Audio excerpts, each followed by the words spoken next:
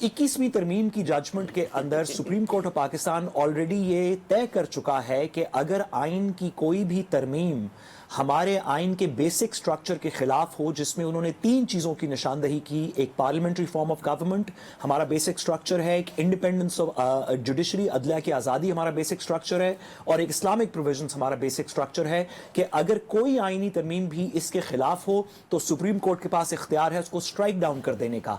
अगर हुकूमत ज्यादा गलती करे और रिजर्व सीट्स के को शामिल करके ये अमेंडमेंट कर ले तो फिर यहां तक भी जाने की बात नहीं होगी, फिर एक प्राइमा फेशिया वायलेशन होगी सुप्रीम कोर्ट की जजमेंट की। ये बड़ा मुश्किल है इसको पास करना। अच्छा, मैं ना साथ आपसे सवाल भी इधर ही कर लेता हूं, क्योंकि मैं फिर शौकत बसरा साहब क्लोजिंग तक चलेंगे मेरे साथ। मैं जरा पहले सवाल कर दूं क्योंकि इस जंग पे अब आ गए बीच में। तो मुझे बताएं, जिस हिसाब से हमने देखा वकला के हवाले से एक ज़बरदस्त किस्म का कन्वेंशन हुआ कराची में, अगर जस्ट सपोज आईनी तरमीम मंजूर हो जाती है, जस्टिस मंसूर अली शाह साहब को चीफ जस्टिस नहीं बनाया जाता, तो वकला तहरीक को आप देखते हैं कि वाकई हो जाएगी कि अब ये बूढ़े हो गए सारे, बल्कि बाबे हो गए ये वकील सारे, और या आप ऐसा देख रहे हैं? क्योंकि कल हामिद खान साहब ने ये कहा है कि मंसूर अली शाह साहब के अलावा में तो मंजूर भी कोई नहीं है।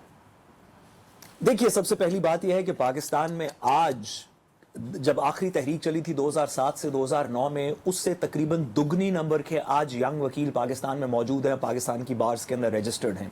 तो ये कहना कि अगर वकला तहरीक चल पड़ी, अगर लीडरान ने थोड़ी हिम्मत पकड़ी, जो कि उन्होंने कराची में डिक्लेरेशन दी थी कि हम करेंगे तहरीक, तो क्या नंबर्स मौजूद होंगे, हिम्मत होगी? तो मेरा ख्याल है ज़रूर होगी। मैं इसके अंदर लेकिन एक गुजारिश करता चलूँ कि बेहतर हो, हालांकि इसके अंदर एक वकला की जिद्दोजहद होगी। अगर खुदा न खास्ता इस तरफ को कहानी चल पड़ी तो सुप्रीम कोर्ट के अंदर एक चैलेंज फाइल होगा इस अमेंडमेंट के खिलाफ, जो सुप्रीम कोर्ट सुनेगी, क्योंकि अब कॉन्स्टिट्यूशनल कोर्ट तो है नहीं। सुप्रीम कोर्ट उस मुकदमे को सुनेगी और वकला शायद सड़कों पर निकले। लेकिन बेहतर हो कि ये मसला सियासी साइड पे कंसेंसस से सॉल्व हो, वकला की महाजराई सड़कों के ऊपर पाकिस्तान की रियासत के लिए बेहतर नहीं। जी शौकत बसरा साहब, सारे सवाल आपके सामने हैं, अब आप बताएं जी, करते क्या है? आपके पास इल्जाम है कि आपके ऊपर दबाव डाला जा रहा है, टॉर्चर किया जा रहा है, बंदे उठाए जा रहे हैं, सब कुछ है, सबूत लेके पहुंचे अदालत में, वहां आप जाते नहीं है, स्क्रीन पर आके आप सारे इल्जाम लगाई जा रहे हैं सर।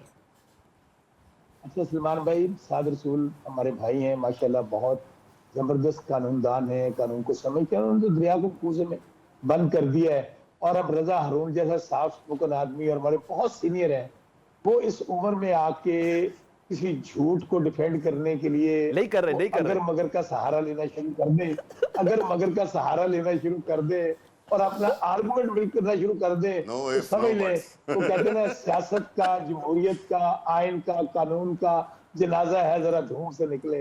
हालत ये है कि आप यहाँ बैठकर ये कह रहे हैं, इनका आर्गुमेंट मैं कहता हूँ वहीं पे खत्म हो जाता है जहां पर बिलावल भुट्टो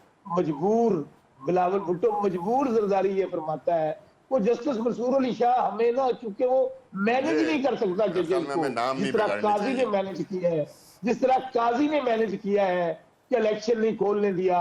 हमने इतराज करते थे काजी पे, मैंने किया, मैं 50,000 वोटों से जीत कर आया हूं, हमारी पूरी पार्टी ने किया, खान साहब ने किया। उसने कहा नहीं, मैंने ही सुनना है। वो सुनना है कि भाई मैंने ये इलेक्शन नहीं खुलने देना, क्योंकि मैंने इलेक्शन में खुद फैसिलिटेट किया है, मैं इलेक्शन में फ्रॉड करवाया है। असल में इशू क्या है? जिस तरह इनको अपना आईजी चाहिए, जिस तरह इलेक्शन कमिश्नर चाहिए, जिस तरह चीफ ऑफ आर्मी स्टाफ चाहिए, अब एक आजाद अदलिया बची थी मेरे भाई, ये चाहते हैं कि हमें घर के मुलाजमीन मिले और रजा हारून ये कहे कि भाई ये वाला जज मुझे पसंद नहीं है, इसको उठाओ, मुझे दूसरा जज पसंद है, अमीनुद्दीन पसंद है, मुझे काजी फाइज पसंद है।